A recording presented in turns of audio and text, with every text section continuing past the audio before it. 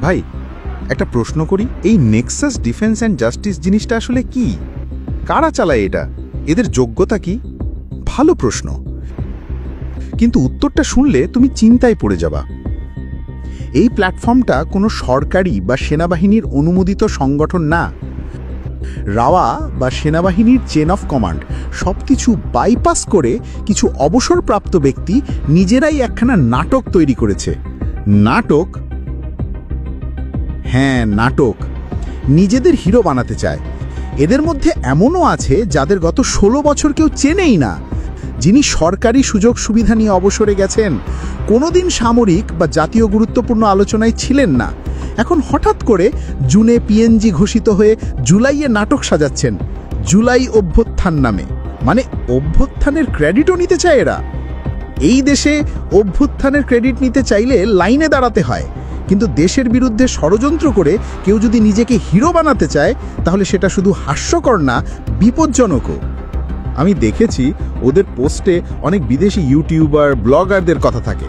ঠিক বলছো, এখন এরা বিদেশি ব্লগারদের গুরুর আসনে বসায়, যারা মন গড়া কথায় ব্যস্ত থাকে, তথ্য যাচাই করে না।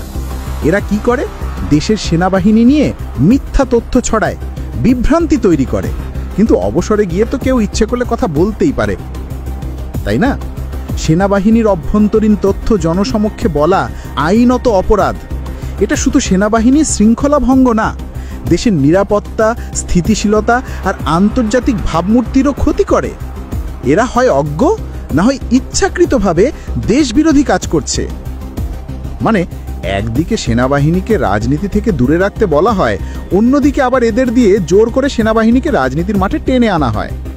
এই দ্বিচারিতা বিপজ্জনক। সেনাবাহিনীকে বিতর্কে টেনে এনে রাজনৈতিক লাভের আশায় যেসব চাল চলছে তার চুপচাপ মেনে নেওয়ার সময় নেই। ভবিষ্যতের পরিণতি কি হতে পারে? একটা কথা ঠিক মনে রেখো, দেশের স্বার্থ, স্বাধীনতা আর সেনাবাহিনীকে নিয়ে যদি কেউ খেলা করে তাহলে দাঁত ভাঙা জবাব আসবেই। বাংলাদেশের প্রকৃত সৈনিক আর জনগণ এসব ষড়যন্ত্র চুপচাপ দেখবে না। এই জন্য আপনি যুক্ত হননিকদের সঙ্গে। একদম ঠিক, কারণ আমি আজীবন এই ইউনিফর্মের মান বজায় রাখতে শিখেছি। কোনো ষড়যন্ত্রের অংশ হইনি, হবও না। দেশপ্রেম মানে দেশের বিরুদ্ধে দাঁড়ানো না, দেশের স্বার্থে চুপচাপ কাজ করা। ভাই, সত্যি বলতে সাহস লাগে এইভাবে কথা বলার। আপনার মতো মানুষজন থাকলে মানুষ বিভ্রান্ত হবে না। একটা কথা মনে রাখো তানভীর, সেনাবাহিনী রাজনীতির হাতিয়ার না। আর যারা কথায় কথায় সেনাবাহিনী নিয়ে প্রশ্ন তুলছেন তাদের নীতি নৈতিকতা ও শিক্ষা নিয়ে যথেষ্ট সন্দেহ আছে। জি, বুঝতে পারছি, ষড়যন্ত্রটাই এদের কাছে দেশপ্রেম।